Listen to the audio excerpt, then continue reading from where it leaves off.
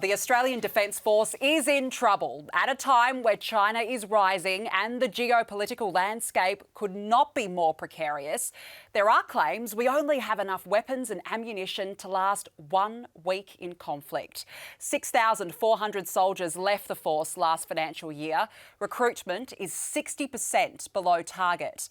It's so dire, the ADF is lowering fitness tests to boost numbers. This trend has some asking, is wokeism to blame? Gender-neutral ration packs, a project to eliminate gender-specific language. Political correctness has been a focus, but is identity politics and inclusion risking our national security? Our second question for the jury, is our Defence Force too woke to fight a war? Joining us to discuss is Neil James, Executive Director of the Australia Defence Association, who has over 46 years of service with the Army, and Lincoln Parker, Chair of the Liberal Party Defence and National Security Policy Branch. Gentlemen, thank you so much for joining us on this very important topic. Lincoln, we'll start with you. Has the ADF become too politically correct? Well, clearly it has. We've just seen and heard these dire circumstances that the ADF is in. Look, the ADF is an atypical workforce. Its primary overarching objective is to be able to deliver extreme violence to defend Australia, to defend our interests, and to defend, quite frankly, our entire maritime approaches, because we are a trading nation. Now, anything that undercuts that, and including the massive defence bureaucracy, anything that they're doing, anything that they're spending money on, or in policies that do not support that overarching objective, is a waste of time. And now what we're seeing at the moment is that we're not choosing ADF members and personnel primarily on merit. We want the best, most capable candidates, and we do not need the government and the department to be spending a lot of money on things like coming up and being a member of ACON. Now, ACON is the AIDS Council of New South Wales. It is now a national organisation primarily funded by government. But the Australian Department of Defence is a foundation member and a principal partner, and they have to undergo, we got this from the Freedom of Information, the Australian Workplace Equality Index, which means they're changing dress codes, IT systems, and all of these things to fit in with this, and I'll give this to the jury to have a look at later, and that is not what the focus should be. Yeah, OK. Look, Neil, in your experience then, and as we said in the introduction and just alluding to what we've just heard from Lincoln, there's all these different changes to make it gender neutral, more politically correct. Is the ADF going woke? No. Why? Look, the problem is this is a cyclical problem, and you can't look at recruitment without also looking at retention. They're two sides of the one coin. But the biggest problem we face essentially comes down to two things.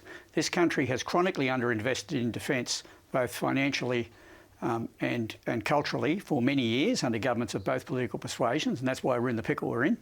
And the second thing is demographics is working against us. The Australian Defence Force is the youngest industry in the country. Half the Defence Force is under 25 years of age. 2/3 of the Defence Force roughly is under 35. And they, as a percentage of the total Australian population, those age cohorts, particularly the 17 to 25, is the lowest it's been since Federation. And so we're trying to recruit into a young industry from a very small part of the Australian population, and it is very, very hard. Now, it's made harder by many other things, but many of them are cultural reasons. Some of them have to do with the ethnic breakup of the country now. But being woke, or too woke, would be a very minor part of it, for the simple reason is that the Defence Force of any democracy has to be representative of the society it comes from. It's not a military caste, it's not a warrior elite. They are normal Australians who choose to help defend our country. And that's the key part of the problem. Right, so you're saying demographics, that's the key issue here. Danica, look, I don't think the ethnic breakup of our nation has anything to do with it. Yes, it's not a warrior caste, but it is an atypical workforce. This is not the Department of Health. As I said, we in the ADF, our primary objective is to deliver lethal violence against other militaries, because that's what they will do. They get the best that they can, they train them, and they come to either take our interests or to coerce us, to surround us, and that's what we have a military for, and that's what we have an Australian Defence Force for. And we need to have leadership from the top, from Prime Minister Albanese to the Defence Minister Richard Marles, going to the Australian public and saying, enter the Australian Defence Force because this is who we are, this is the values we represent, and this is what you're going to do to serve your nation, duty, honour, and those sorts of values that we pride ourselves on and have prided ourselves on for the last 200 years. Yeah, and I take your point, Neil, that the ADF has to represent the society that it is representing. There has been a specific focus in particular on female and Aboriginal and Torres Strait Islander recruits. Could one argue it doesn't matter what your background is, what gender you are, it's about recruiting the best people to protect Australia? Look, absolutely. The job of the Defence Force is the management of applied violence. And you have to have people who are capable of doing that. But in the case of Indigenous Australians, for example, the Defence Force has a very proud record. It produced the first Indigenous service officer 20 years before the first Australian civilian university graduate. 20 years. In terms of how other Australians fit in to the Defence Force, we have a Defence Force that pretty much is a reasonably accurate cross-section of the country at large in terms of ethnicity. It's not quite, it has more country people and city people than the percentages of the country at large. But in a democracy, you just don't go out and create a caste of people that you then segregate from the society. They actually belong to the society, they defend the society, they are the children of the society, they are the fathers and mothers of that society. And that's your Defence Force. And we don't have conscription. We don't have an imminent threat of invasion tomorrow. The big problem is government's not spending enough money on defence, and people in Australia thinking 3 generations after the Battle of Midway, it's always going to be like this, we don't have to worry. I want to go to the jury and just see how they're feeling about this. Mark, you spent 9 years as an apprentice in the ADF. Correct. What was your experience? Back then, the Army Apprentice School was mostly guys, and it was all about a buddy-buddy system, and you did not have the complexity that wokeism brings. It seems to infiltrate everything, and we sit back and watch these industries fall apart because of that complexity. We just want to go and do a job. Like you said, we're there to do a job, and we're there to serve Australia. Yeah. And we need to be clear in our direction. Absolutely. Bruce, you've got 2 sons who are soldiers. Former soldiers. Former soldiers. Yep. What's been their experiences? Have they explained to you what they feel like the ADF? Yeah, based on that experience, I'm very proud that our serving men and women are the very best. Great. But the profession of arms is a serious business. We're not going to defend the nation and defeat our enemies by worrying about their feelings or carpet bombing with personal pronouns.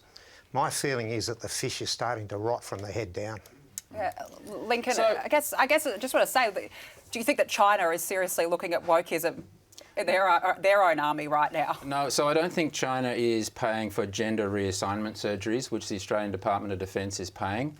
Medicare doesn't pay for gender reassignment surgeries. Now, this is the Department of Defence paying anywhere between $20,000 to $40,000 for gender reassignment surgeries, and that includes, hormone treatments and all these sorts of things. That's public taxpayer money, so why isn't Medicare covering that? But the Department of Defence does. I'm just not quite sure that really fits into the overarching objective of what a military should be, and I think that's causing harm to our military. I'm not sure that's correct. It is correct. I don't think it is. It's public. Well, it's public. It's in the public domain, mate. But in the case we've led research in this for many years. Yeah. Gender reassignment surgery is a tiny number of people. And most of the coverage you get in the Defence Force is coverage that people can get on Medicare, but anyone in the Defence Force isn't covered by Medicare. That's one of the points of the Defence Force. Medicare doesn't cover it, but the Australian Defence Health Service does. I don't believe that's correct. Well, you're wrong. Well, I don't believe that's correct. You're wrong. And, unless it's changed recently, you are wrong. No. The simple thing about this is that you need a Defence Force capable of killing the nation's enemies if needed. To do that, you have to have certain psychological and health and other standards, and the Defence Force does a pretty good job of managing this. Sure, there is interference from time to time by the extreme left and the extreme right on what you should think or what they think should happen. But simply, the biggest single cause of the Defence Force being underprepared is because governments of both political persuasions for generations have underinvested in defence because the Australian taxpayer has demanded that because they want the money spent on something else. So it's the Australian people who have been living in cloud cuckoo land for many years. Yeah. It's not our Defence Force.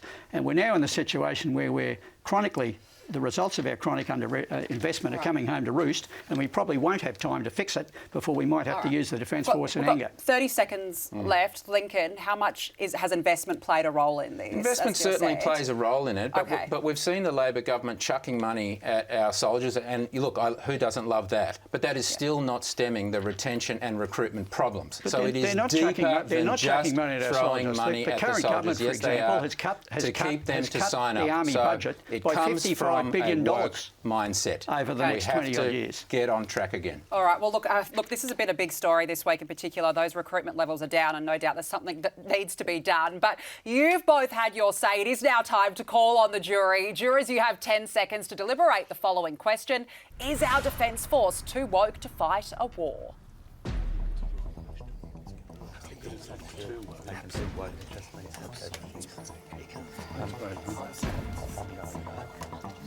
I'm going yes.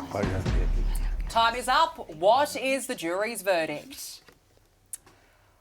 2 noes and the rest of you, so 10 yeses and 2 noes. OK, Craig, why no? Look, they might be woke, but end of the day, it just means more casualties in war.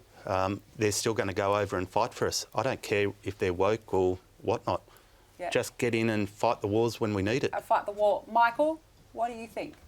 Oh, I think absolutely it's too woke. I mean, I would think that something like national service, where you can cherry pick the best people coming through, like they do in other countries, like Israel, you know, from 18 to 20, and then see who fits the criteria of being a good soldier. So national service, you think, could be... Neil, do you think we'd ever see national service? Look, the problem with national service is purely and simply you have to decide whether it's universal, everyone does it, or selective, only some do it. If it's selective, you then have the problem, how do you pick the people? And that is incredibly difficult, and it's also very politically explosive. The Defence Act provides for conscription in time of war or apprehended war. We may have to do it in the future, but we'll have to recruit. We'll have to conscript everyone, male and female, not like in the 1960s. All right. Well, look, Neil, James, Lincoln, Parker, it's a very important topic. Thank you so much for joining us for debate on the matter today. Thank you, Danica.